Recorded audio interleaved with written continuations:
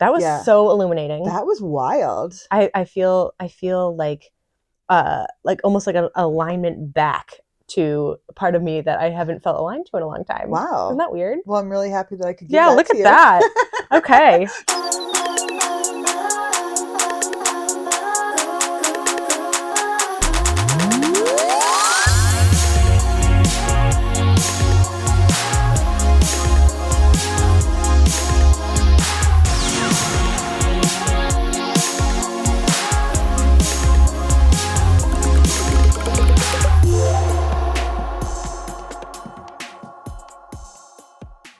Should we cheers to kick it off? Cheers. Okay.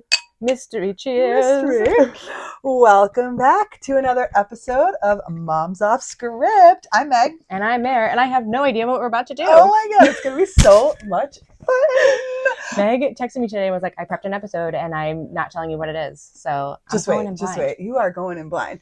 We're going to have a little fun today. Okay. It's just going to be a fun episode. Okay. We are here to kind of like dig into some of Mere's followers and some things that Mere loves. Okay. So we're going to just have a little bit of fun. Okay. I love this game. And it's going to be a little bit of stuff we've done before, we've talked about before, or at least you've done or talked about in your life. Okay. We haven't talked about with our with our listeners. Bringing it to the pod. We're going to bring it to the podcast. We are going to do some activities and it's going to be a lot of fun. Okay. So before we get started, talk to me a little bit about like, how have you been reading? Like, what books have you been up to? Oh girl, have I been reading? When am I ever not reading? So I just finished the Kindred Curse series, which there's only 3 books out right now. The 4th book is a TBD release. So sad.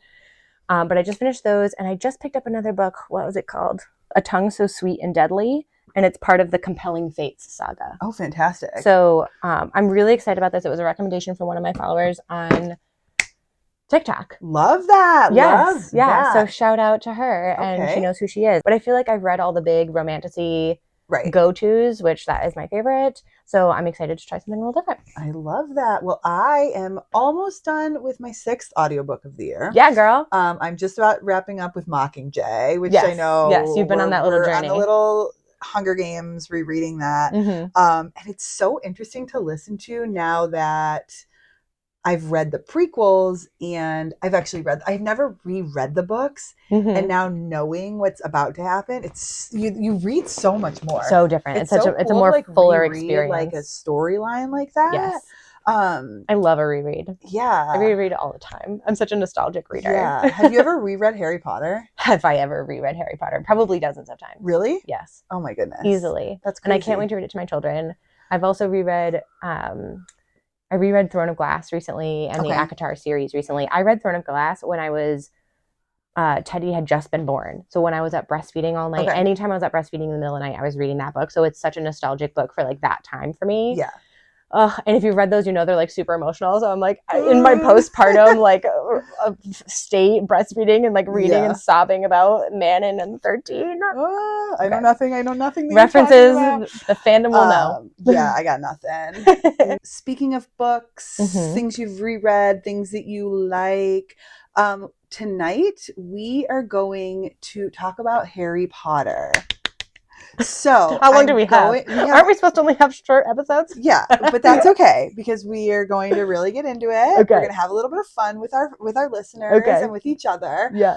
So we're going to like take a little break. Okay. And if you want to go get any of your Harry Potter like fit paraphernalia on, because you already have your wine glass. I do. I don't know if you can see it, but it says for the listeners, it says Obliviate. I have a whole set. Which when you brought that down tonight, I was like, I can't even believe it's like foreshadowing. She doesn't even know it. No. So we're gonna take a little break. If you want to do a little fit change and get yourself ready for Harry Potter. Yes. Okay. Wait. Hang on. I'll be back. This is so fun.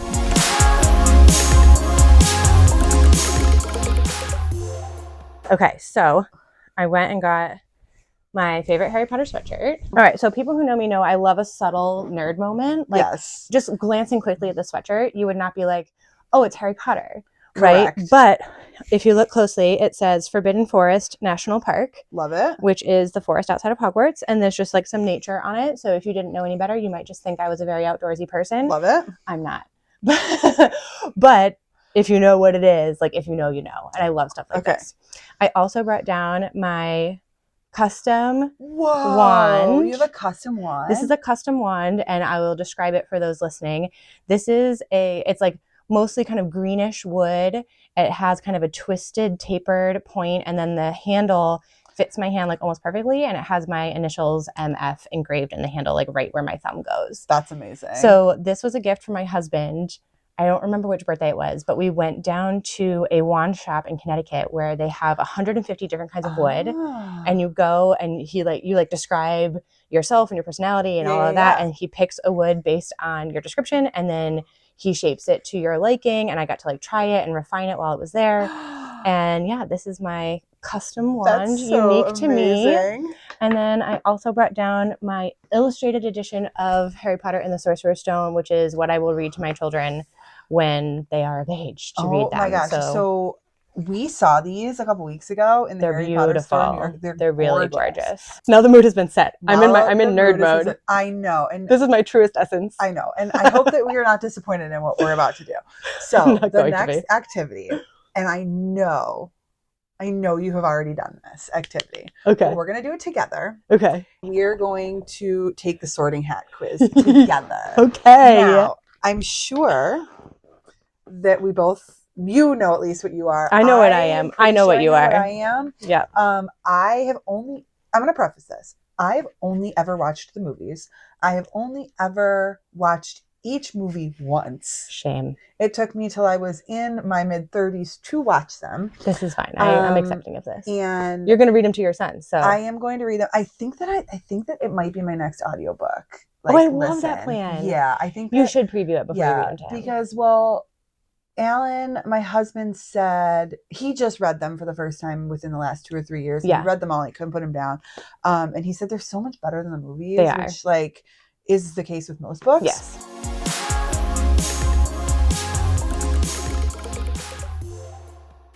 So I'm going to start. You're going to go in. Okay, so moon or stars? I'm going to go stars. I'm going to go moon. Which kind of instrument most pleases you? Piano, drum, violin, or trumpet? That one's easy for me. Piano. Shout out to my Poppy Paul, who was an amazing piano player. Okay, but mine says... You have a different one? I have a different question. Ooh, what is it? If you were attending Hogwarts, what pet would you choose to take with you? And I have cats, toads, or owls. And I guess I'm going to pick an owl. Okay. All right. Do you have like a, let me see what yours is. Okay, we have the same thing now. A troll has gone berserk in the headmaster's study at Hogwarts. It's about to smash, crush, and tear several irreplaceable items and treasures. In which order would you rescue these objects from the Trolls Club if you could? A nearly perfected cure for dragon pox. Student records going back 1,000 years. No. Oh, yeah. A mysterious handwritten book full of runes. Yes, definitely number one. Yeah. Oh, now you can reorder it. Oh, but I like my order. I like mine too. Yeah. Confirm. Okay. Oh, now I have the pet question. Okay, pick a pet. What are you taking? Definitely an owl. Okay, my question is, how would you like to be known to history?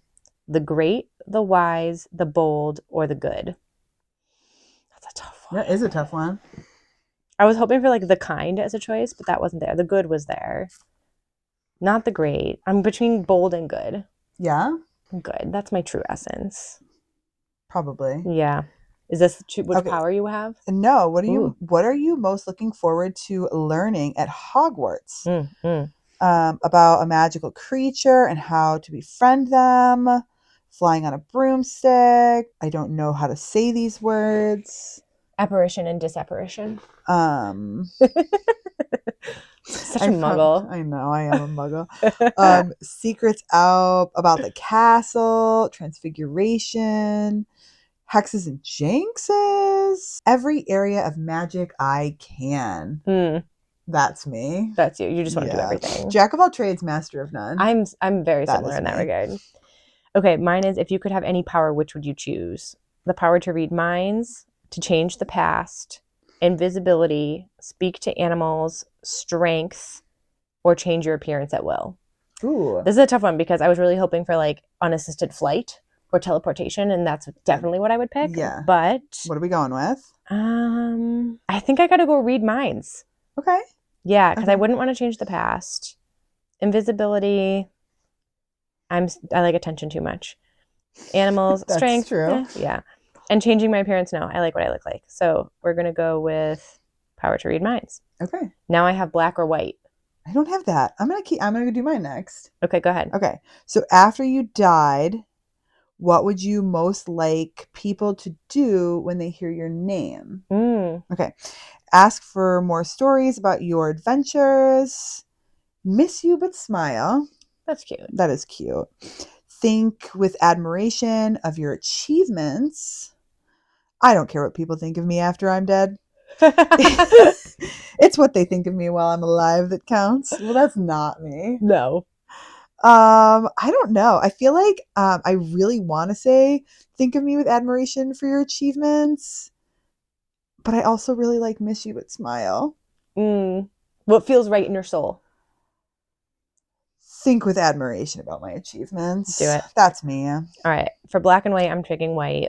Okay. And then mine says it's ready to make a decision. Oh, okay. Wow. But I'm going to wait ready. until you're ready. Once every century, the flutterby bush produces flowers that adapt their scent to attract the unwary. If it lured you, it would smell of the sea, home, a crackling log fire, or fresh parchment. Oh, I was waiting for like books. That's what I would go with. But there's a lot of good ones there. I know. I think home. Yeah. Yeah. I'm going to go with home. Oh, black or white? I'm going with white. Okay. Okay. Decision made? Okay, decision made. Ready? Yeah. Set. 1, 2, 3. Go. What? We both got Ravenclaw? And I was wrong about you. I was wrong about you. What happened? My identity is shaking. Wait, were you a Ravenclaw before? No, I was a Hufflepuff Me before. Too. What were you before? Hufflepuff. Oh my God. This is earth-shattering news. I'm not going to lie. I was actually worried about this. Why? Not worried about. I was worried that I wasn't going to be a Hufflepuff and I was going to be a Ravenclaw because everyone's always like, "Oh, you're such a Hufflepuff." But I feel like I also have not done this since I've had kids. Yes. And I guess my values and who I am is just a little different. Because the Sorting Hat is the final authority on our identities. That's insane. No, you know what I'll say though? So when I was reading the books, I absolutely identified as a Ravenclaw, as a very nerdy, bookish, mathish, kid growing up. And had a little bit of an identity crisis when I was sorted into Hufflepuff, and like eventually came around to like accepting that and being like, you know what, I am such a Hufflepuff. I'm just like kind and loyal and like da da da da. But it resonates with me to be sorted into Ravenclaw. I actually have always felt more pulled to Ravenclaw than Hufflepuff. But when people say I'm a Hufflepuff, I get it. That was so illuminating. That was wild. I feel like almost like an alignment back to a part of me that I haven't felt aligned to in a long time. Wow. Isn't that weird? Well, I'm really happy that I could give that look to at you. that. Okay. Do you want to do another one? What's next? Well, okay. Let's continue this discovery journey. I have 2 other sorting hat quizzes in here for us to do together. God. The other one that I really think that would be fun is, I think it's going to be a lot of the same questions, but as you do it, it changes your percentages so you can see where you are. Okay. Okay. All right. That gave me Hufflepuff. What? Yes. That's what I'm telling you. Like I'm right on the fence. I'm 34% Hufflepuff, 28% Ravenclaw, 24% Gryffindor, and 14% Slytherin. Okay. I was Ravenclaw. Okay. So 31% Ravenclaw, 27% Gryffindor, 26%. Yes. So yours Hufflepuff, is, that's definitely 16% different. Slytherin. Yeah, neither of us are Slytherins. No. But your Gryffindor second place there does not surprise me. Yeah, me either. I'm not upset about it. Okay, enough funny games. This reaffirms my understanding of myself. I'm like, okay, good. Ravenclaw, Hufflepuff, very much a mix. I identify with the loyalty and kindness of a Hufflepuff, but the curiosity and like appreciation for intellectualism of a Ravenclaw. I love that. That's me.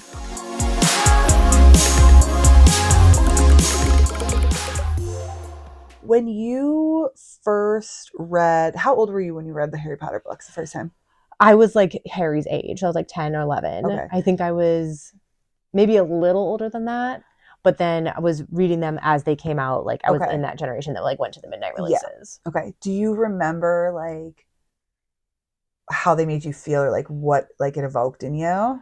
I know it felt like such an escape. Yeah. Right? It was this fantastical, magical adventure. And what I loved about it from the beginning was that Harry was just this like kind of ordinary kid that like all of a sudden out of nowhere, it was like, boom, surprise, you're a wizard, you're going to Hogwarts and you're the chosen one, you're off on this crazy adventure. And like, you just see yourself, you're like, he's just a normal kid. And then all of a sudden he had this like wild mantle of, responsibility put onto his shoulders. I also know I saw a lot of myself in Hermione as a character, right? Like she's nerdy, she doesn't have a lot of friends, she's like, kind of the odd duck of the group. And like I absolutely felt like that. And I know that made me feel at the time like that was okay. Yeah. Right. Like I'm not saying I was like a loner with no friends, but like, nerdy kid, right, living that life, and just felt like, okay, here's a character who I admire and who is a good person and who I like, who I see myself in. And that like made it okay to feel like a nerd. I love that. Yeah. That's great. Would you say that so you started reading these when you were 10. Mm-hmm. Would you say these kind of like shaped your love of reading? Or 1,000%. Yeah. Yeah. These were the first like really big books that I like got into, went to the midnight releases for, anticipated. And I wasn't so much in the fandom that was like doing all the fan theories. Like there were some long waits between the books, and there was a community online that was all into fan theories and guessing and blah, blah, blah. I wasn't quite old enough or like internet savvy enough to be in that world. Yeah. So it was not so much that for me, but it was absolutely opening a door into love of reading. Mm-hmm. And, picking up a hefty book and being like, yes, I can read this and I want to read this and I want to hear where the story goes. So yeah, 1,000% yes. It absolutely was the foundation of my love of reading. I love that. And what was it like for you when the movies started to come out? Oh, thrilling. Yeah. Thrilling. And at first, I definitely spent the entire time being like, that's not how it was in the books. Like, they left this part out, they left that part out. But eventually you just have to take it for what it is and accept that like it's a different medium and there's things that are going to work on screen that don't work in the books and vice versa, and let it be what it is. Now, do I think that there are many things as a non-book reader that watching the movies, you'd be like, wait, what? And maybe not quite understand or just, skip over, be like, okay, that didn't make sense, but whatever. Yes, there are definitely things like that. Right. Which is why I'm excited for you to read them eventually and be able to have that experience of like, oh, like that's what that was. And like, there were so many parts in the movies where I was like, they didn't explain that at all. Like how, if you didn't read the books, you would have no idea what that was. Right. So it'll be fun to see. I'm excited to read them or I'll listen to them. You'll listen to them. Yeah, for sure. So continuing on that route, tell me, are you excited for the new show? I have been doing so little exposure to the new show, but I am absolutely excited. I've gotten little tidbits of like casting and like stuff like that, but I am definitely the type of person that like when something is coming that I'm excited about, I don't want any spoilers about it. I don't want to like read everything about it or know everything about it ahead of time. I'm content to know that like it's coming, and like I'll absolutely enjoy it when it comes. And when it's over, then I will like dive into all the lore of like who is this person and what's the actor and like what like all the making of and all of the behind the scenes. But coming into it, I really want to come in fresh. I love that. So we're going to have to do a follow-up to this when the show comes out. So we're going to take a little break. Okay. And then we can get into the lightning round. Oh boy. Okay.